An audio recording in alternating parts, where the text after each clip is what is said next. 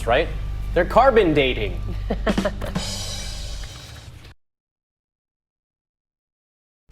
This is Southern New England's trusted news source, Good Morning Providence. Here's a live look outside our downtown Providence studios at 5 o'clock on your Thursday. And here are some of the top stories you'll see on Good Morning Providence. A Cranston PTO president is arrested for embezzling school funds. What led state police to charge her? Plus, 3 Rhode Island beaches closed. Why the health department is watching the water quality of the beaches closely. And controversy surrounding the new Topgolf in Cranston. Why the city's mayor isn't happy about the naming of the new facility. And good morning. Thank you for joining us. I'm Taryn Azak. And I'm Yanni Tregellis. It's Thursday, July 13th. We want to check in real quick with meteorologist Skylar Spindler for a look at that first forecast. Good morning, Skylar. No, we're looking pretty good today. We're going to have some more clouds moving in, but our weather headlines that we're watching, we do have rain that's going to be moving in the overnight hours. So we'll see those thunderstorms moving in, and that's going to be with us on the Friday morning commute. Now, as we head through Friday day, we'll have some of those afternoon pop-up thunderstorms, and we'll see a lot of the rain moving in as well. So right now, Providence is sitting at 68 degrees. Winds are out of the south at about 3 miles an hour. And here's a look at those temperatures this morning as you're waking up. So we're sitting in those upper 60s around the area. It's 71 in Boston. It's 71 in Block Island right now, 67 in Westerly.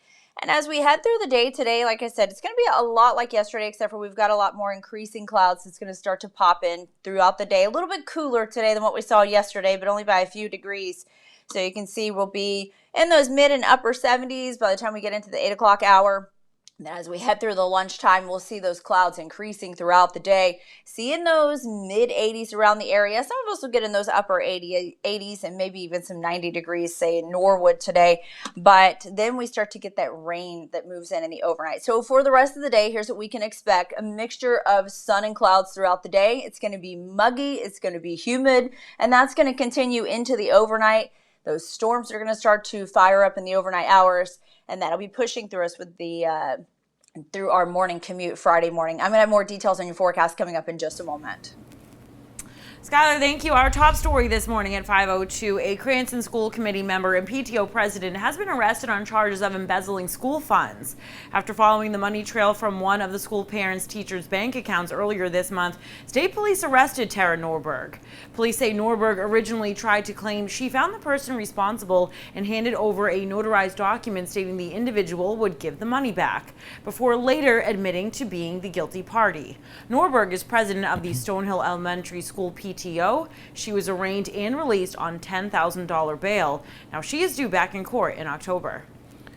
And a look at some other headlines this morning now. Rhode Island State Senator Josh Miller now facing additional charges related to a vandalism incident at Garden City. Now, last month, Miller was accused of keying the SUV of a Trump supporter in the parking lot there. Body camera footage shows then when questioned by police, Miller denied the allegations, but later admitted to doing it. Now, Cranston City Solicitor says he found probable cause to charge an additional count of obstruction of a police officer, which is a misdemeanor. Miller is scheduled to be arraigned next week. The hearing for a former Cranston City Councilman charged with child molestation is scheduled to be held this morning. 41-year-old Matthew Riley was arrested in June and charged with multiple counts of child molestation.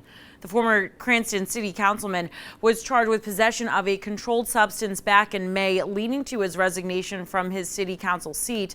Now, today's hearing is just a status conference. And a New Bedford man was shot and killed yesterday afternoon at Miles Standish State Forest in Plymouth. Plymouth County DA Tim Cruz says the shooting happened in the picnic area of the state park around 2:30 yesterday. Cruz says when state police arrived, it was clear an altercation had taken place, and the male victim, identified as Robert Aponte Flores, had been shot several times. State police are investigating, but Cruz says the shooting was not random and there is no active public threat. 6 people were arrested in a drug trafficking bust spanning 3 states, including 2 Bristol County, Mass residents. According to authorities, opioid pills were stolen from pharmacies in the Houston area and then delivered to New England for sale. All the suspects are charged with conspiracy to distribute controlled substances. If convicted, they could spend up to 20 years in federal prison.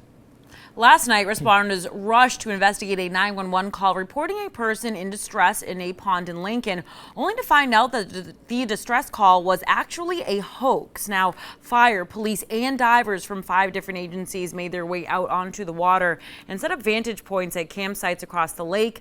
Not long after, crews cleared out, and state police confirmed the whole situation was nothing more than a hoax. And breaking news, you are still not a millionaire. Nobody won the huge Powerball jackpot last night. 2 people won $1 million, one in Florida and another in India.